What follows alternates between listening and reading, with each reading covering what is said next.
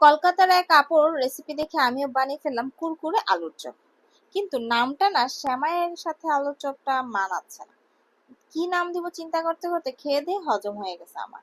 আসসালামু আলাইকুম, সবার কি অবস্থা? আমি আলহামদুলিল্লাহ অনেক ভালো আছি আল্লাহর অশেষ রহমতে এবং আপনাদের দোয়াতে। বিকালে বসে বসে ফেসবুক দেখতে দেখতে দেখি কলকাতার এক আপু এই রেসিপিটা বানাচ্ছে। তো দেখে আমার কাছে ভালোই লাগলো। তো ভাবলাম যে আমিও বাসায় একটু ট্রাই করি। এই রেসিপির মেইন আকর্ষণ যেটা হচ্ছে সেটা হচ্ছে সেমাই। সেমাই দিয়ে এই আলুর চপটা এবার বানানো। আমরা তো কত কিছু দিয়ে আলুর চপ বানাই, ব্রেড ক্রাম দিয়ে, বিস্কিটের গুঁড়া দিয়ে, বেসন দিয়ে এবং হচ্ছে কাবাবের মতো। বাট সেমাই দিয়ে আমি কখনো বানাই নাই, আমার জন্য এটা প্রথমবারের মতো। তো দেখে আমার কাছে একটু ইউনিক লাগলো, তাই আমিও বানিয়ে ফেললাম। প্রথমে হচ্ছে আমি এখানে 3টা আলু সিদ্ধ করে নিয়েছি একটু বড় সাইজের, সাথে হচ্ছে 2টা ডিম দিছি। ডিমটা আলুটা খুব ভালোভাবে ম্যাশ করে নিলাম। ম্যাশ করার পরে এখানে আমি ধনিয়া পাতা, কাঁচামরিচ কুচি, পেঁয়াজ কুচি দিয়ে দিলাম। তারপর হচ্ছে এখানে আমি একটা পাউরুটি স্লাইস দিলাম, ওইটা হচ্ছে হাত দিয়ে একটু ছোট ছোট ছোট ছোট করে কিউব করে দেওয়া হয়েছে। পাউরুটিটা দেওয়ার পরে এখানে হচ্ছে আমি একটু সামান্য সামান্য করে মশলা দিলাম, যেটা হচ্ছে হলুদ, একটু ধনিয়া, একটু মরিচের গুঁড়া, একটু জিরার গুঁড়া, স্বাদ মতো লবণ আর একটা চাট মশলা। আমি কিন্তু এই শানের চাট মশলা সবসময় ইউজ করি। এই চাট মশলার যে একটা ফ্লেভার, যে একটা গ্রান, যে একটা টেস্ট আর কোনো চাট মশলায় পাওয়া যায় না। আমার সাথে কিন্তু আমার ছেলেও রেসিপি বলছে, প্লিজ আপনারা কিন্তু শুনবেন তার রেসিপিটাও, সে কিভাবে বানাইছে আমার সাথে বসে বসে।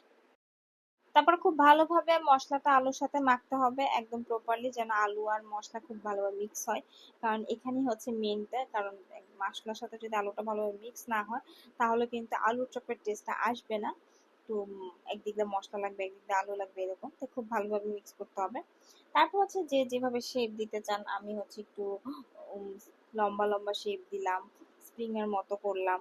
এখন আপনি যেভাবে চান সেভাবে একটা শেপ দিতে পারেন, আপনি গোল গোল করতে পারেন, আপনি হচ্ছে কাবাবের মতো করতে পারেন।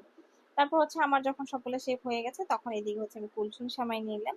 কুলসুম সেমাইটা খুব ভালোভাবে গুঁড়া গুঁড়া করতে হবে, একদম প্রপারলি একটু গুঁড়াও না আবার একদম আস্তে আস্তে এরকম, যেন হচ্ছে একটু আধ ভাঙা আর কি।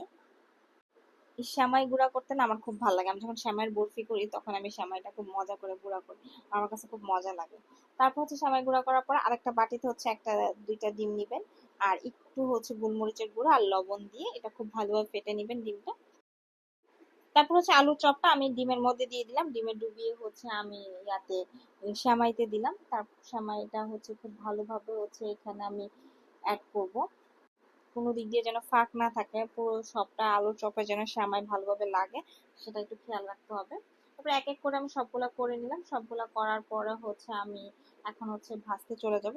ভাজার সময় একটা জিনিস খেয়াল রাখবেন, তেলটা ফার্স্টে হচ্ছে কড়াইটা যেটাতে ভাজেন সেটা খুব ভালোভাবে গরম করবেন, দেন হচ্ছে তেলটা দিবেন, তেলটা ভালোভাবে গরম করবেন। তারপর হচ্ছে যে আপনি যেটা ভাজেন সেটা দিবেন। আমি এখানে আলুর চপগুলা দিয়ে দিলাম। আলুর চপগুলা দিয়ে হচ্ছে হালকা অল্প আঁচে আস্তে আস্তে করে এটা ভাজতে হবে, একদম যেন প্রপারলি ভাজা হয় ভিতরটা। আর হচ্ছে একটু লাল লাল, হালকা যখন লাল লাল হয়ে আসবে তখনই হচ্ছে আমরা আলুর চপগুলা নামাই ফেলবো। আর এটা কিন্তু চুলার সামনে আপনাদের থাকতে হবে, কারণ সেমাই জিনিসটা খুব সেন্সিটিভ, চুলা গরম তেলে দিলে সাথে সাথে লাল হয়ে যায়, পুড়ে যায়। তাই হচ্ছে এটা একদম সামনে থেকে অল্প আঁচে নেড়ে নেড়ে হচ্ছে ভাজতে হবে। যখন এরকম একটা হালকা লাল লাল একটা কালার চলে আসবে তখন হচ্ছে আমরা এটা নামিয়ে ফেলবো। নামিয়ে আপনি হচ্ছে টমেটো সস অথবা হচ্ছে মায়োনিজ অথবা হচ্ছে ধনেপাতা সস, যে কোনো একটা সসের সাথে আপনি এটা পরিবেশন করতে পারেন। খেয়ে দেখতে পারেন, খারাপ হয়নি, ভালোই লাগছে কিন্তু। যদি কেউ ট্রাই করে থাকেন অবশ্যই কিন্তু কমেন্টে জানাবেন। টাটা, বাই বাই, আল্লাহ হাফেজ।